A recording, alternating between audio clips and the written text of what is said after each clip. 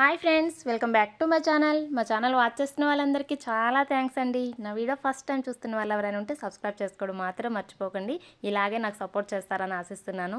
Friends, ఈరోజు వీడియోలో బోనాలు అనగానే మనకి గుర్తొచ్చేది తెలంగాణ బోనాలే కదండి.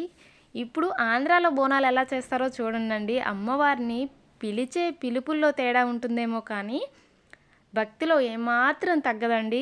ఎందుకంటే అక్కడ రకరకాల పేర్లతో పిలుస్తారు కదా, ఇక్కడ వచ్చేసి పోలేరమ్మ తల్లి అని పిలుస్తారు, అంకమ్మ తల్లి అని పిలుస్తారండి.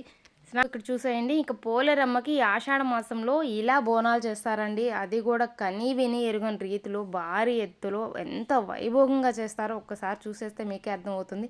చాలా బాగా చేస్తారండి. చూడండి, ఎద్దుల బండితోటి అమ్మవారిని ఊరేగిస్తారు ఊరంతా. అలానే 7 రోజులు కానీ 9 రోజులు కానీ నవరాత్రుల్లాగా చేస్తారండి. మనకి దసరాలో నవరాత్రులు ఎలా చేస్తారు, ఈ ఆషాఢ మాసంలో కూడా అమ్మవారిని అంతే విధంగా కొలుస్తారండి. చాలా బాగా చేస్తారు.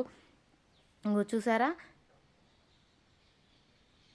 ఇలా చివరి రోజు అమ్మవారిని ఊరేగించేటప్పుడు భారీ ఎత్తున చేస్తారు.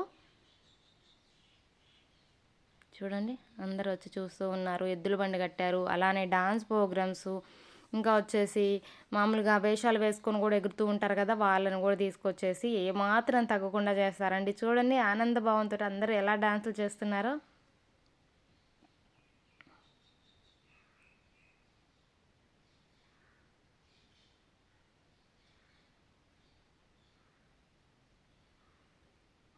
చూడండి, మామూలుగా మనం ట్రాక్టర్లు వాటిల్లో ఊరేగించడం చూసారు, కానీ ఇలా ఎద్దుల బండి మీద ఊరేగించడం ఎప్పుడైనా చూసారా? ఇప్పుడు చూసేయండి.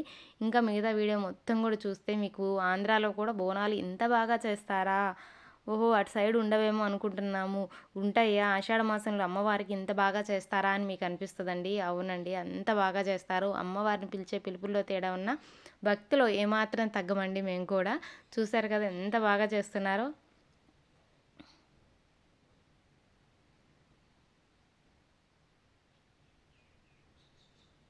వచ్చేసి పోలేరమ్మ అమ్మవారండి.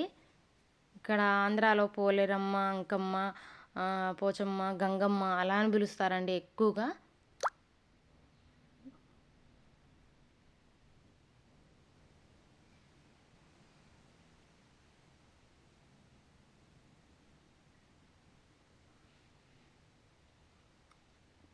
ఇది వచ్చేసి గుడి.